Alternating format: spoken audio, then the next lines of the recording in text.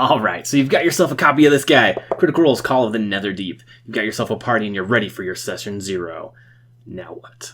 So today we're going to be going through my prep for my session 0. Hopefully you'll find some things that are useful for you, so let's go ahead and jump in. Alright, so there's a couple assumptions I'm going to make as far as what you've got going already. Number one, I assume that you have a party. If you don't, and you're willing to DM, I guarantee you that won't last very long. All you need to do is figure out if you want to play in person or if you want to play online. If you want to play in person, I've found the best success. That's actually what we're going to be doing for the first time, my wife and I, is playing in person. So the best success that we've had is posting to local Facebook groups. So there's a local D&D group for us. Just said, hey, we're looking to play Call of the Netherdeep.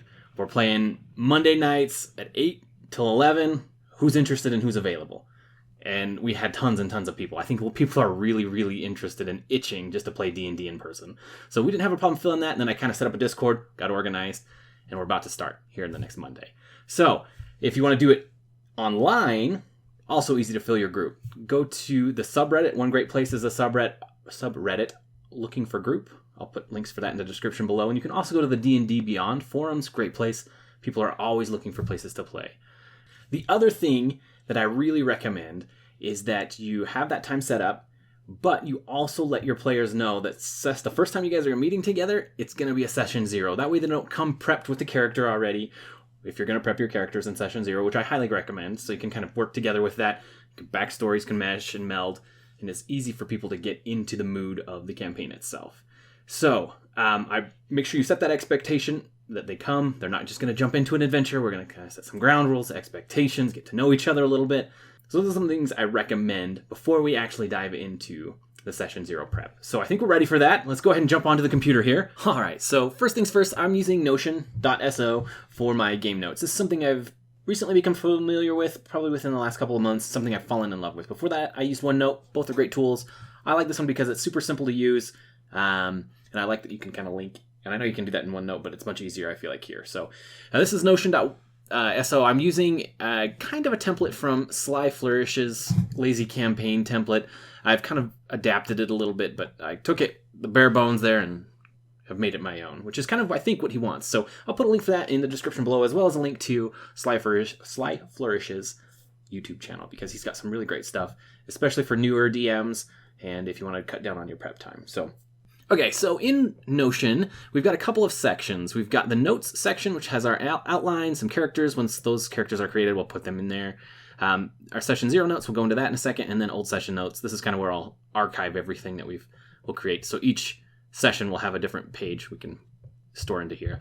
Then I've got a database section. This contains everything, items, locations, NPCs, and villains. We'll reference those as we are creating our session notes. And then down here I've got resources. This is just links to external sources, so like our D&D Beyond linked for the Call of the Netherdeep. Explorer's Guide to Wildemount, I had that purchased a while ago, and it's very helpful for this. You don't need it to run the campaign at all, or the adventure, but it is very helpful. Some background information. And this is a link to the Jigao section of the Explorer's Guide to Wildemount. Pronunciation guide that you find in the book itself, because I guarantee that I'm going to need that. And then just like the Exandrian Pantheon. This is a one-pager that I've got for our session 0. And then here I'm in the process of creating an adventure from levels to get us from levels 1 to 3. So the adventure itself is from 3 to 12. I think you end at 13. I want to start at level 1. So I'm going to homebrew, essentially, a couple of quests to get our characters up to level 3. So that should be pretty fun. Maybe we'll go into that a little bit as well in a different video. Before we get going, from here on out, there are spoilers. So if you're playing and you don't want spoilers or whatever, this campaign and this adventure, feel free to leave. You're welcome to leave. I get it. I totally understand. But from here on out, there will be spoilers for the adventure. So before you sit down and prep for session 0, I think you should at least have a decent understanding of the story, the adventure, some of the main plot points, and where you're going as far as the story goes. I don't think you need to sit down and read every page and fully understand. It's totally okay if you just kind of have the general idea. So what I did is I sat down and I actually read the entire book as I had time, and I kind of made some notes. So you can see here's our pre-adventure, levels 1 to 3. I've just kind of got goals, leveling, and then transition. I've got Act 1, which is get you to level 4. Act 2, which is in Bazazan, get you from level 5 to 7. And then Ank'Harel and Kael Morrow. And then the final act is the Netherdeep and the Elixian. So Inside each of these, I've got goals. I've got when the leveling is said to happen in the book. We'll adjust as we go, probably make sure that that makes sense when we're leveling. And then kind of some transitions. So like you can see, I need a strong reason to head to the Netherdeep way down the line.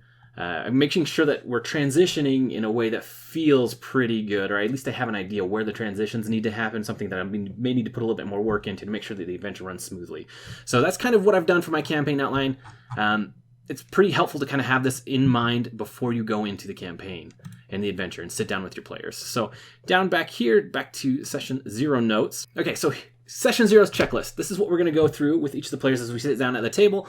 We'll go through this so that everybody has the expectations. We can get familiar with one another so that there's no big surprises as we're playing throughout the game and the adventure. So first thing is we're going to do a get to know you. I've got a couple of questions here. That's just so that I can get to know these people. I've never played with anybody but my wife before. So there are 4 new people I've never met before. Just kind of get to know them a little bit so we can kind of get into ease and kind of have a little bit more fun. The next thing that I'm going to do is I'm going to give out this campaign guide. It's a 1-pager and just discuss. So this is something I'll be honest, I stole from Sly Flourish. You can get this in I think it's the Return to the Lazy Dungeon Master. I'll put a link for that in the description as well. He has a whole chapter on session 0, so I'm kind of stealing a little bit. But one part of that is the 1-pager. So let's pull this open. I've just got it linked in here. This is something I put together myself in like Word. This is something I sent out about a week before we started. Just so that the players have an idea kind of what the adventure is. They can kind of get some character ideas brewing. I told them to come with a few just in case. We're actually going to sit down and build characters together in session 0. So up here is just kind of a summary of the campaign. Just high level overview, just so they kind of have a feel for it. Like it talks about you start in Jorhas, and then you head to Ankarel. Then from there, you'll eventually end up in an unknown realm of the Netherdeep. And then it kind of hints at Ruidus, which is a big part of the story. So here is Jigao. This is the starting town. We're going to start in Jigao. Our players it kind of gives them a little bit of information about Jigao. It was founded by orcs and goblins. The clans kind of came together. It's it's a mesh of cities. It's not just like one little spot. This kind of gives them some background information. And then this is Truths of Exandria. These are a few things I think it is important for them to know. Like the Festival of Merit is starting in a week from now in Jigao. Talks a little bit about where Jigao is. It's in Jorhas. Talks a little bit about the Calamity, just kind of getting people the feel of the world. I don't know how familiar anyone will be with Critical Role or with the world of Exandria, so I'm kind of putting this in here just in case they have absolutely none. We talk about some rumors that are starting to emerge. A strange crimson element has been found on another continent, just kind of hinting at some things that are coming in the adventure event, eventually, so little nuggets.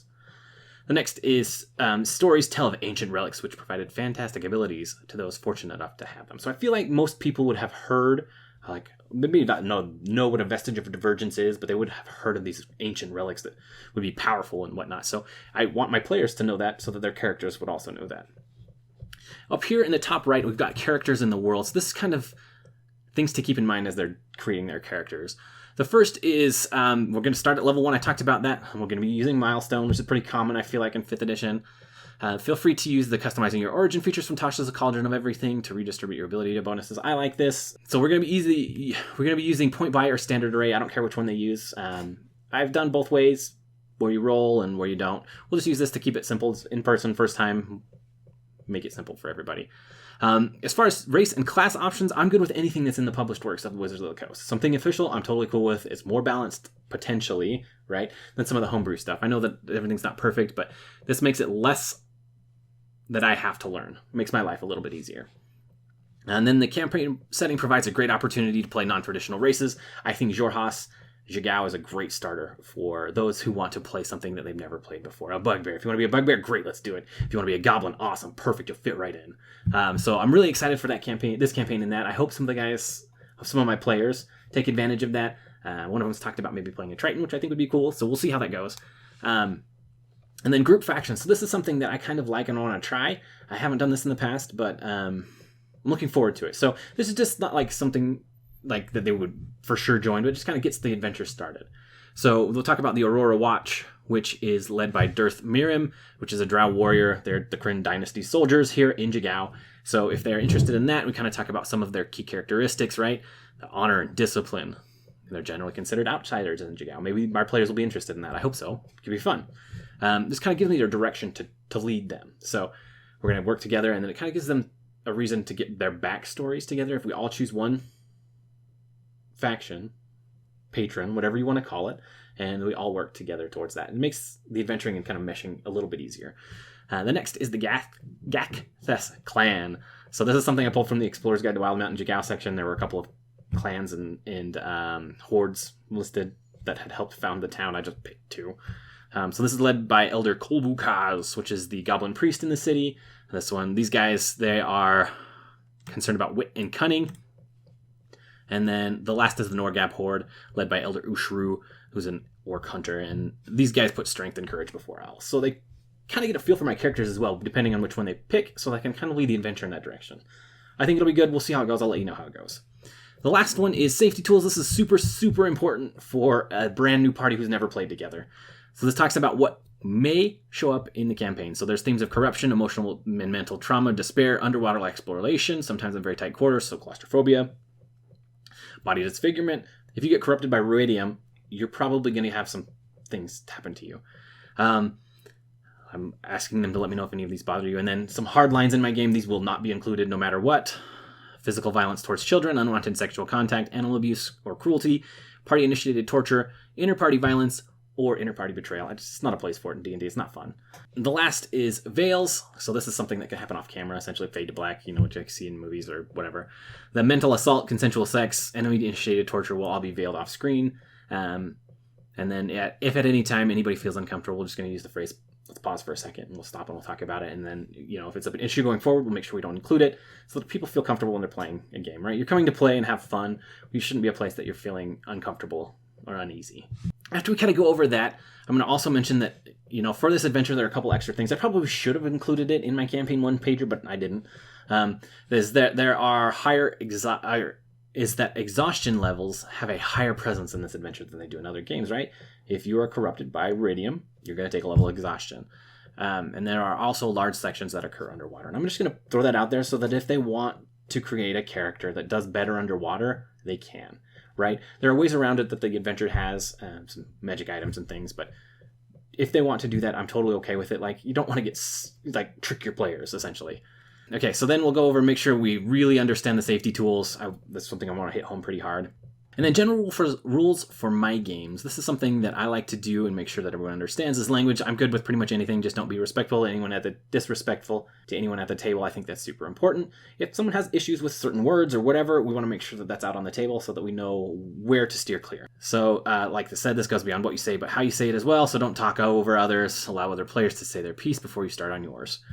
Next is game rules. I don't know them all, and I don't expect them to know them all. So if there's a rule in question, we'll likely make a quick judgment and look it up later. So I've got a group that I've been playing with for a while. This is how we run it. These things I wouldn't have to go over if we started a new campaign probably, but because these are new people, this is what we're talking about. I do not like the feel of the DM versus the players. I'm not out here to trick and kill you.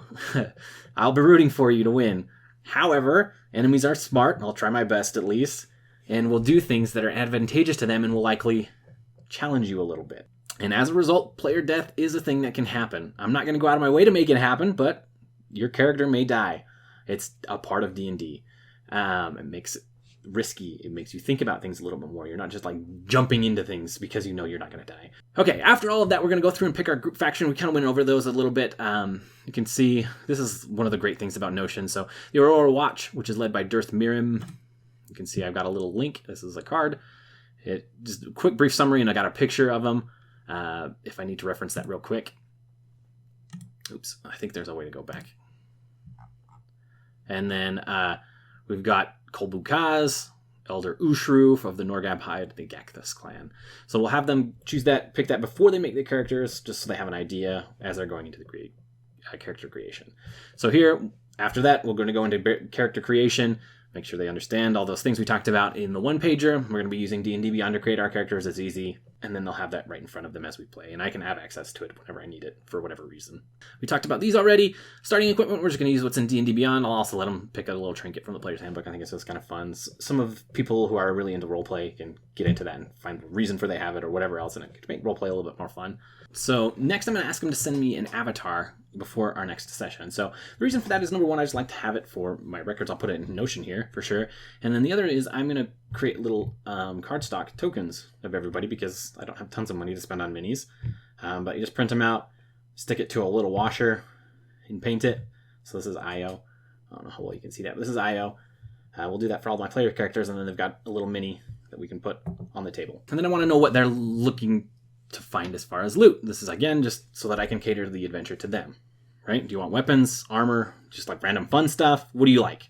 Oh, this little section actually here should go up in here. Nicely, just move it in.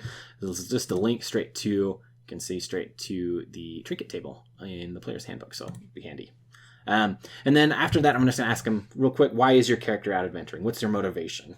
So that I can know that, they can know that, and think about it. Roleplay going forward, it makes sense. You're out here adventuring, right? I'm not looking for someone who's like, I don't want to go out, make me go out. If that's the case, you're not. Stay at home. That's fine. We'll find somebody else to join our party. So that's kind of this section. I'll write them in, player characters as we go. But that's pretty much it for my session 0. I'm hoping it goes pretty well. If we have time, we'll go into the first adventure. I'm just going to take something out of the Explorer's Guide to Wild Mountain. There's a little section in Jigao. I'll show you that, actually. We jump here. So this is awesome. This section about Jigao just talks about how they're competitive and whatnot. But down at the bottom of the Jigao section, there's a little Battle of the Braggarts, low-level, essentially, encounter. So you're at a tavern. You witness 2 people who are just boasting to one another. One's an orc named Temgor, and the other's a goblin named Gerb.